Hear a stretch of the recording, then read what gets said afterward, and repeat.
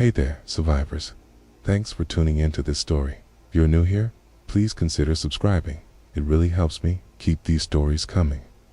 While you're here, let me know in the comments where you're listening from. Now, let's get started.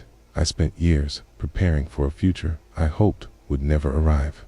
From the time I was a teenager, I had an unshakable feeling that modern life could change at any moment. Maybe it was all the news stories about natural disasters or the possibility of major conflicts.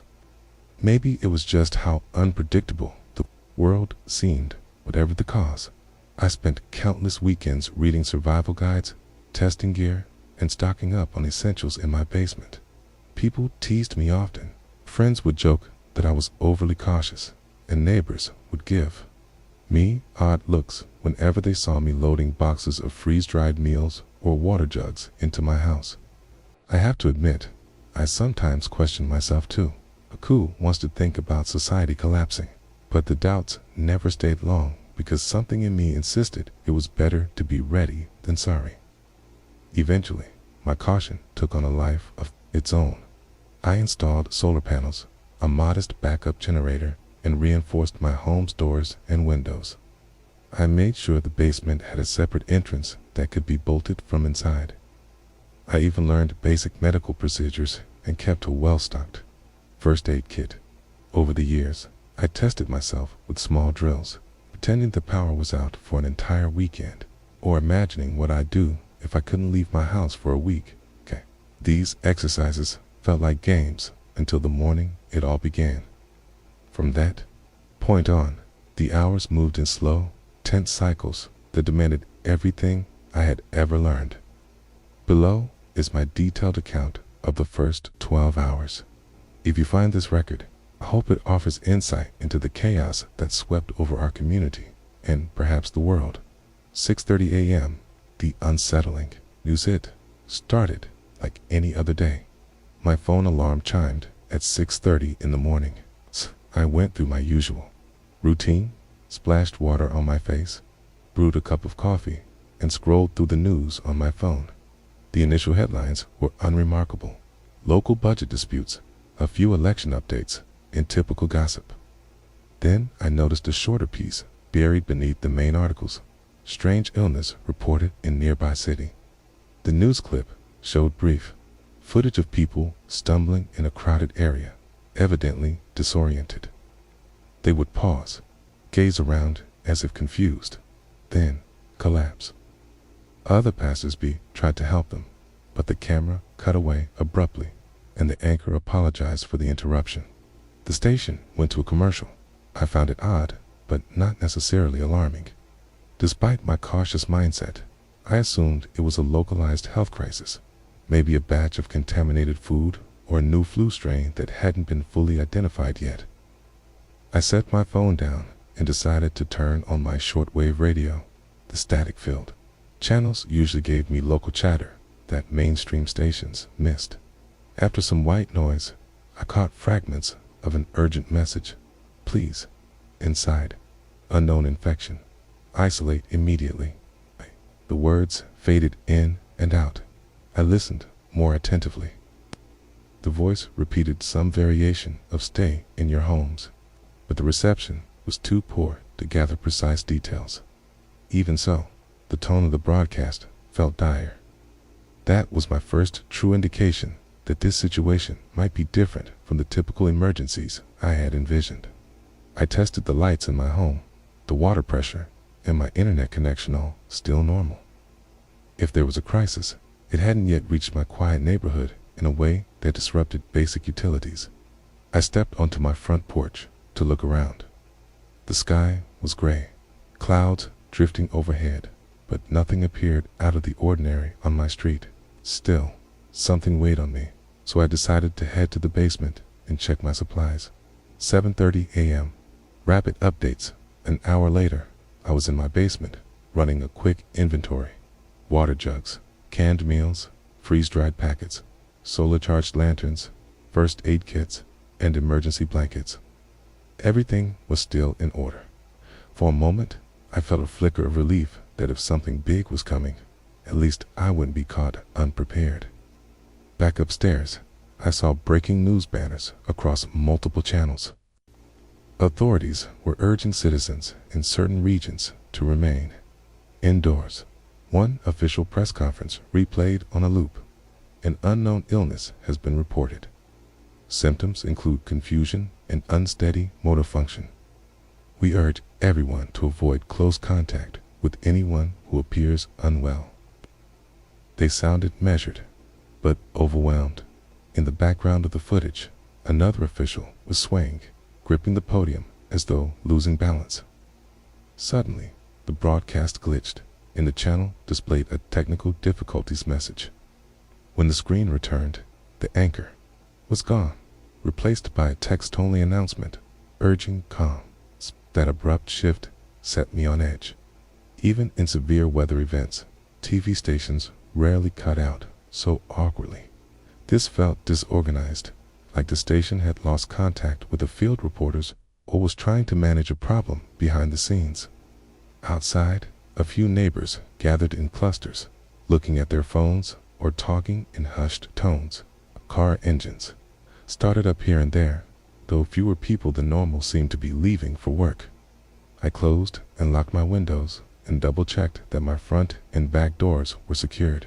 My emergency protocols were simple: reduce visibility from outside, ensure my home looked uninviting to potential troublemakers, and be prepared to move if truly necessary. A wave of unease swept over me. I flipped open my laptop, searching for social media updates or citizen reports. Videos started popping up, shaky cell phone footage of people moaning or limping in the streets, sometimes with torn clothing. Some clips, onlookers tried to help, only to be chased off or attacked. One particularly unnerving video showed a small crowd near a bus stop. A person appeared to lash out aggressively, their posture stiff, and the group scattered in all directions. These snippets hinted at a level of aggression, not just illness. One added a mental note. This was beyond typical sickness. There was some type of violent behavior involved. My initial thought was, could this be a new strain of rabies or something similar?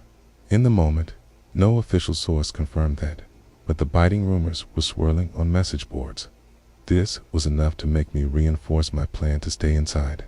8:30 a.m., sirens and lockdowns kept the TV on a local news channel, mostly seeing the same emergency messages. The channel occasionally displayed a phone number for citizens to call. I tried dialing the number out of curiosity, but it was constantly busy. After the 10th attempt, I gave up. A flurry of sirens echoed from distant streets, not just one or two, but many, overlapping. Some sounded like police cruisers, others like ambulances, and perhaps a fire truck or two. Vehicles barreled down the main road near the end of my block. I ran to my bedroom window, which overlooked the street in front of my house. I couldn't see the main avenue clearly. The combined wails and urgent honking made it clear that something chaotic was happening. Most neighbors retreated indoors. The few who hadn't seemed uncertain, some walking their dogs or pacing in their driveways. A block over, a cluster of people stood on the sidewalk, gesturing wildly and peering down the road as if something alarming was approaching. An emergency alert popped up on my phone. All residents advised to shelter in place. Do not leave unless absolutely necessary. Avoid contact with anyone exhibiting unusual behavior. Then came a second alert, this time from a local news app. Citywide closures in effect, schools, certain businesses, and public buildings. Just like that, normal life was grinding to a halt. I grabbed my shortwave radio, scanning the frequencies in a systematic manner. On one channel, a calm yet shaky voice repeated, "We have unconfirmed reports that the infected are extremely hostile. If you are safe, remain where you are. Avoid drawing attention to yourself." Forward. The signal dissolved into static periodically, but the use of the word infected sent chills up my spine. 9:30 a.m., first signs. By mid-morning, I peeked again through the narrow gap in my blinds. The ambience outside shifted from mild confusion into an unsettling hush. A couple of vehicles sat idle in the street, doors wide open, as if the drivers jumped out unexpectedly. On the sidewalk, 3 individuals shuffled along with halting steps. One wore a tattered shirt, another's jacket was ripped, trailing threads. They seemed to look around, not with normal curiosity, but as though searching in a disoriented way. It reminded me of how a person might move if they were dizzy or ill. Their heads jerked up at intermittent noises, a dog barking in the distance, a creaking gate, or a car alarm that suddenly blared, then went silent. As they approached a home across the street, one of them suddenly charged the front door and began clawing at it. Another circled around the side. The third wandered off, apparently uninterested, for reasons I couldn't guess. Scream erupted from inside the house as the door rattled on its hinges. I couldn't see anyone inside, but I could hear muffled yelling. Within a few seconds, the person at the door gave up and stumbled away. I felt paralyzed for a moment, uncertain whether I should do something, call the police, shout a warning, or attempt to help. But what help could I offer? A sinking realization dawned. The chaos on the news was right here, unfolding on my own street. This was no ordinary health crisis. People were turning erratic and violent with little warning. My only logical action was to reinforce my home further. I pushed a heavy bookshelf against the front door to create a rudimentary barricade, though I had already installed heavy-duty locks. An extra layer of security felt necessary. I also moved furniture in front of larger windows that had no permanent bars or shutters. My mind raced with a plan: block, conceal, and remain silent. 10:30 a.m. Unwanted visitor, close to mid-morning. I took a moment to breathe and check my phone. Some local group chats were flooded with messages about the bizarre, hostile behavior taking over the neighborhood. I wrote a quick note to a close friend who lived across town. Stay inside. Seeing infected people around. Barricade your place. The message didn't show any sign of being delivered. Most network signals were busy or down, making communication spotty. Suddenly, I heard a soft tapping on my front door. It wasn't the angry pounding I had seen moments ago, but rather a careful rapping. Crept to the door and listened. A muffled voice whispered my name, identifying itself as a neighbor who lived at the end of the street. I called out cautiously, "Are you alone?" He confirmed he was. Through the peephole, I saw him looking pale and frantic. Part of me wanted to open the door to let him in. However, another part remembered the warnings. Infection could spread through contact. Moreover, I had just witnessed infected individuals roaming our block, and I couldn't be sure whether he had been exposed. He spoke again, voice trembling slightly. "Please, I need food and water. It's chaos out there." I wrestled with indecision. Every survival instinct told me not to open the door for someone I couldn't fully trust at that moment, no matter how sad the situation seemed. I asked, "Did you get hurt? You scratched or anything?"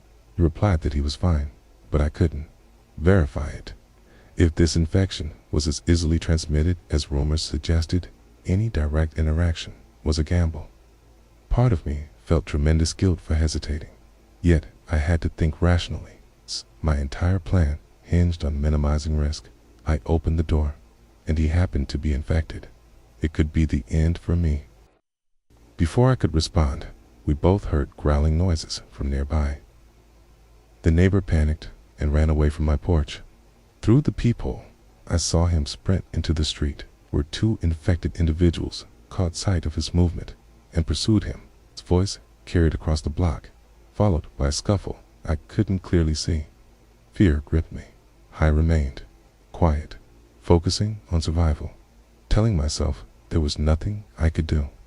11:30 a.m. military convoy. The day was still bright.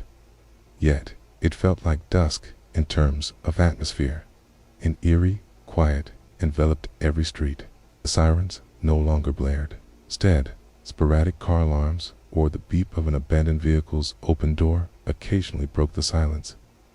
Then came a rumbling from the main avenue, a block away. I recognized. It is large vehicles, trucks perhaps. I peeked out a side window and saw a military convoy creeping forward, followed by a line of ambulances. The lead vehicle turned onto my street, but soon halted.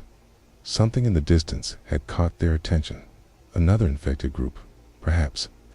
I watched uniformed figures jump down from the trucks, pointing and shouting instructions to each other.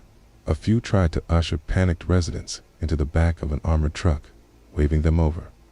The scene had a sense of controlled urgency at first, but it deteriorated within seconds. 3 infected lurched into view from behind a row of cars. One of them lunged at a uniformed officer, who tried to shove it away, but the infected remained relentless, and a scuffle ensued. Chaos erupted all at once. More infected emerged from side streets, as though drawn by the noise. The military personnel tried to fire warning shots into the air. Some civilians shrieked and ran in every direction. Vehicles collided as drivers panicked. In the confusion, the convoy lost its orderly formation. A few trucks sped away, leaving behind those that were blocked or damaged. I watched an ambulance attempt a U-turn, only to crash into a parked car. Its driver stumbled out, calling for assistance. The infected swarmed, forcing the driver to flee on foot. Within minutes, the street was deserted, except for the abandoned vehicles and a few scattered infected rummaging aimlessly through the aftermath. Whatever plan the convoy had tried to implement failed almost immediately. From my vantage point, it was clear that even well-trained forces were struggling to contain this. 12:30 p.m. Sheltering and observing around midday, I decided to take stock of my own situation. I was determined not to leave my house unless absolutely necessary. My supplies were sufficient for several weeks if I rationed carefully. I had a small, battery-powered fan, dried foods, a portable stove, and clean water. My basement was prepped to serve as a secondary shelter if I needed to retreat. There, I warmed a small portion of canned soup on my camping stove in the kitchen, keeping the curtains drawn. The familiarity of a warm meal offered a sliver of normalcy. Eating felt like a routine act, a brief moment of calm in a maelstrom. The radio provided sporadic updates, but most frequencies were either static or looped messages. One station repeated, "This is an emergency broadcast. Remain indoors. If you suspect infection, isolate immediately. Military and medical response units are being deployed." The monotony of the announcements gave me little new information. While my soup cooled, I checked for any messages on my phone. A local community group chat was buzzing with rumors. "It spreads through bites," someone wrote. Another claimed, "Symptoms start with dizziness, then violent outbursts." One message even claimed that the infected had no sense of self-preservation. These accounts were unverified, but matched what I had witnessed. I tried sending a text to my parents, who lived several hours away, urging them to stay put and lock their doors. The message remained stuck on sending, with no progress. The cell tower likely couldn't handle the surge of calls and texts, or it might have been compromised already. 1:30 p.m. strange silence say, bit past noon. I overheard voices coming from outside. These were not the guttural growls I associated with the infected, but normal conversation. Carefully, I pulled the curtain aside to see a small group, perhaps 5 people, moving down the street. They carried makeshift weapons, a baseball bat, a wooden board, a golf club, even a broom handle. 2 of them wore backpacks, possibly filled with supplies or first aid materials. They were calling out quietly, urging any survivors to come out and join them. My immediate reaction was a mix of curiosity and caution. Strength in numbers might be good, but it also meant exposing myself. If one of them was infected without showing symptoms yet, I'd be walking into a dangerous situation. On the other hand, it could be beneficial to pool resources and watch out for each other. I leaned toward caution because the group dynamic could turn unpredictable if conditions worsened. One neighbor emerged from a nearby yard, conversed briefly with them, and then decided to accompany them. I glimpsed a group heading further down the street, presumably looking to gather more people. Their attempt at forming a community rescue effort was admirable. I hoped they would succeed, but I also worried about the risk of confrontation with the infected. Would their improvised weapons be enough? The question hung in the air, quaint behind my barricaded windows. Quaint, perhaps, if I had family or close friends nearby, I would have ventured out, but my plan, grounded in years of prepping, was to wait, observe, and conserve my stamina. Rushing into the open felt unwise, given the aggression I had seen. 2:30 p.m., growing menaced by early afternoon. The temperature outside rose, and the sunlight draped the street in a harsh glow.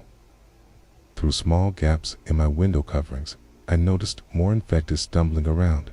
I seemed to move in loose packs, clustering around anything that made noise or motion.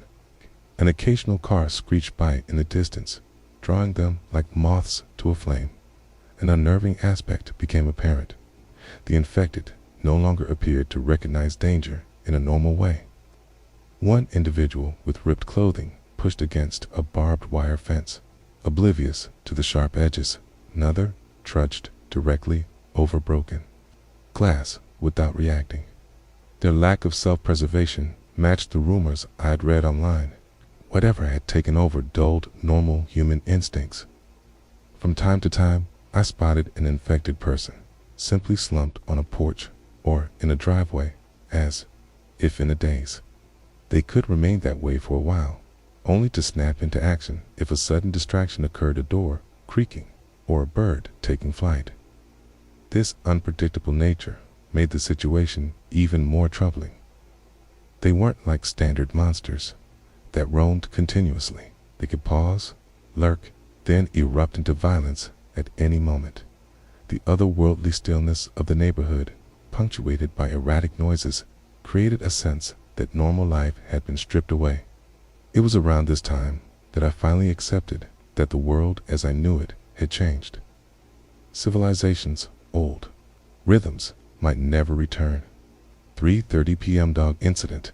The afternoon light began to soften, lengthening shadows across yards. I was in my living room, scanning the shortwave radio for any new broadcasts, when I heard a dog barking. It sounded agitated, likely cornered or threatened. The barking echoed down the street. I had a dreadful feeling that the noise would attract infected to its source. Stealing a glance through a gap in the curtains, I saw a medium-sized dog pacing in someone's front yard. It seemed frantic, probably spooked by the unusual quiet and the presence of infected. Sure enough, two of them came around the corner, drawn to the noise. The dog barked more, a sharp, repetitive sound. The infected approached, shuffling closer. The dog growled, stepping back uncertainly. Then, as one infected lurched forward, the dog bolted across the yard, trying to escape down the street. The infected gave chase in a lopsided run, arms outstretched. I lost sight of them behind some hedges. The barking faded, replaced by a series of muffled yelps that made my stomach twist, then silence. The entire event took less than a minute. Though I didn't see what happened next, the abrupt end to the barking suggested a grim outcome. It was another reminder that these infected individuals targeted any living thing that crossed their path. There was no sense of reason behind their actions, only raw, aggressive behavior. 4:30 p.m. nighttime strategy. As the day stretched on, I prepared for the coming night. Darkness would make it even harder to spot infected. I also worried that using any type of light, even flashlights, might draw attention. My plan was to black out the windows entirely and rely on small, discreet lanterns in the safest rooms of the house. Before sunset, I gathered supplies I might need overnight. A flashlight with a red filter less likely to attract attention, a small stash of snacks, a water bottle, a radio, and a portable charger. I placed these in a room on the second floor that had fewer windows. This would be my safe room if the downstairs became compromised. I reflected on whether I should attempt to reach a rumored safe zone, but the radio chatter was too unreliable to confirm any location. One faint transmission mentioned a setup at the old high school, but it never repeated. Venturing outside was too high a risk, especially after witnessing how quickly infected responded to movement and noise. Instead, I settled on hunkering down. I found some psychological comfort in rechecking the locks, adjusting the barricades, and ensuring my supplies were within arm's reach. Every so often, the guilt over not helping my neighbor or that dog weighed on me, but in a scenario like this, self-preservation took a firm hold. 5:30 p.m., distant screams. The sun dipped closer to the horizon, turning the sky orange and purple. I could see a few infected moving aimlessly in the street, their silhouettes elongated by the setting sun. Whenever I heard a distant scream, I tensed. These sounds echoed sporadically, each one a sign that someone else was in trouble or that an infected had found another victim. Local radio broadcast crackled to life for a moment. Reports of extremely high infection rate. Encourage all survivors to remain hidden until daylight, if possible. The static swallowed the rest. This confirmation from an official or semi-official source reinforced my plan to stay put overnight. As I settled in, I realized with dull clarity that less than 12 hours had passed since I first noticed something was wrong. Society had crumbled at a pace I never thought possible. Most neighbors had vanished from sight. Houses stood quiet with lights off, and major news channels offered only sporadic updates. It was as if the entire city had gone into a deep freeze, waiting for something else to happen. 6:30 p.m., facing the unknown. By 6:30 p.m., the early twilight descended. The streets were dimly lit by a few lampposts, still powered by some portion of the grid that hadn't failed. However, many lights flickered or were completely dark. The usual comforting glow of houses' lamps in living rooms, TVs flashing behind, curtains was absent. Nothing but a hush lay over the block, broken by occasional movement or an unsettling moan in the distance. I took a seat on a couch in the back room of my house, scribbling notes in a small journal. I documented what I had seen, the infected individuals, their erratic patterns, the failed military convoy, the neighborhood group trying to band together, and the neighbor who had pleaded for help at my door. Writing it down served two purposes. First, it provided a sense of structure amid the chaos. Second, it might prove useful if anyone else ever came across my home looking for answers. In the quiet moments, I found my thoughts drifting to the future. Would there be a rescue operation eventually? Was this outbreak limited to our region, or was the entire country, or even the planet, facing the same crisis? There was no way to know. Communication lines were unreliable. The internet was spotty at best. Some websites still functioned, but they were rarely updated. One official government site displayed a banner reading, "National Emergency Declared. Follow local guidelines." That was all it said. I ended that 12th hour by checking my basement one more time. Everything was in place. The sense of relief I used to feel when verifying my supplies was replaced by the stark realization that I was truly relying on them now, not for a drill or practice, but for survival. After the first 12 hours, those initial 12 hours were transformative. In half a day, a virus or infection or whatever it was spread with unimaginable speed. It transformed regular folks into dangerous entities that knew no fear or rational thought. The entire notion of civilization collapsed on my street in a matter of hours, and I suspect the same happened in countless other places. My preparedness gave me a degree of safety. I had enough food, water, and gear to stay hidden for some time. But how long would that last? And what about other survivors? Some might be roaming in groups. Some might be holed up like me, and others might be infected without knowing it.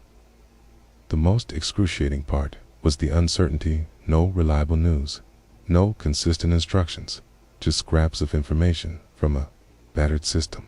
Decided I would wait until daybreak to try reaching anyone else, maybe attempt to find that rumored safe zone at the high school.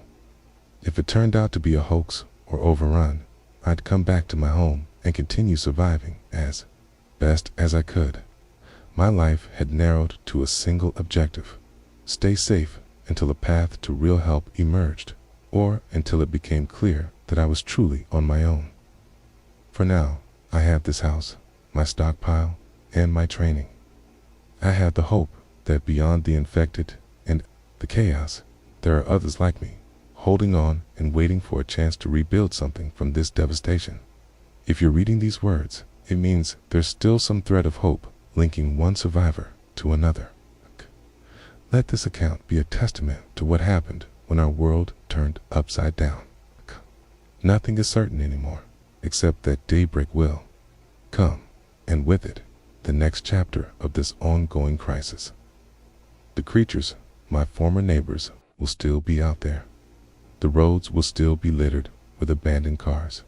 The fate of my city, and perhaps the world, will hang in a fragile balance.